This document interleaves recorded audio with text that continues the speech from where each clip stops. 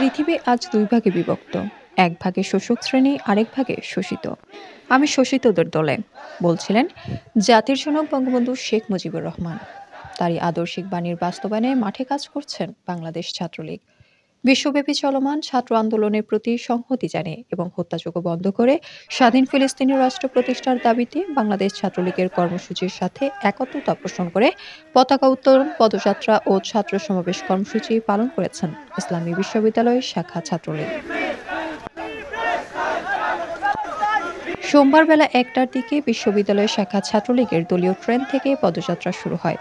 বিভিন্ন সড়ক প্রদক্ষিণ শেষে মৃত্যুঞ্জয়ী মুজিব মোরালে প্রদক্ষিণ করে দলীয় ট্রেনে এসে সমবেত হয়ে ছাত্র সমাবেশে যুক্ত হয়। পদযাত্রা ও ছাত্র সমাবেশে স্বাধীন ফিলিস্তিনের পতাকা উত্তোলন করেন শাখা ছাত্রলীগের নেতাকর্মীরা।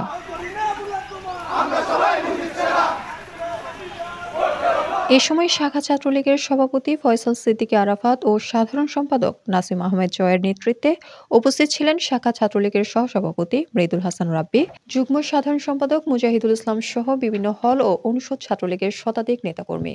ছাত্র সমাবেশে শাখা ছাত্রলীগের সাধারণ সম্পাদক নাসিম আহমেদ জয় বলেন, ন্যায্যতা, ন্যায়, মানবাধিকার প্রতিষ্ঠার মাধ্যমে স্বাধীন রাষ্ট্র ফিলিস্তিনের স্বীকৃতি এবং মানবতার বিরোধী অপরাধের বিরুদ্ধে বিশ্বব্যাপী শিক্ষার্থী ও সচেতন নাগরিকরা যে আন্দোলনের সূচনা করেছে তার প্রতি সংহতি প্রকাশ করেছে ইবিএস শাখা ছাত্রলীগ। ফিলিস্তিনের নারী, পুরুষ এবং অবুঝ শিশুদের প্রতি যে জঘন্য নিপীড়ন চালানো হচ্ছে, আমরা এর প্রতি তীব্র ঘৃণা ও প্রতিবাদ জানাই। আমরা আমাদের ফিলিস্তিনে স্বাধীন রাষ্ট্র প্রতিষ্ঠা হোক এই দাবি রাখি। শাখা ছাত্রলীগের সভাপতি ফয়সাল সিদ্দিকী আরাফাত বলেন, জাতির পিতা বঙ্গবন্ধু শেখ মুজিবুর রহমান আজীবন শোষিত, নিপীড়িত মানুষের পক্ষে কাজ করে গেছেন।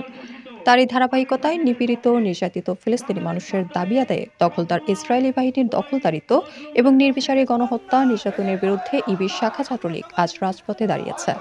এই সমাবেশ থেকে ফিলিস্তিনিদের প্রতি জুলুম নির্যাতন বন্ধ করে স্বাধীন ফিলিস্তিনি রাষ্ট্র প্রতিষ্ঠার দাবি জানাই।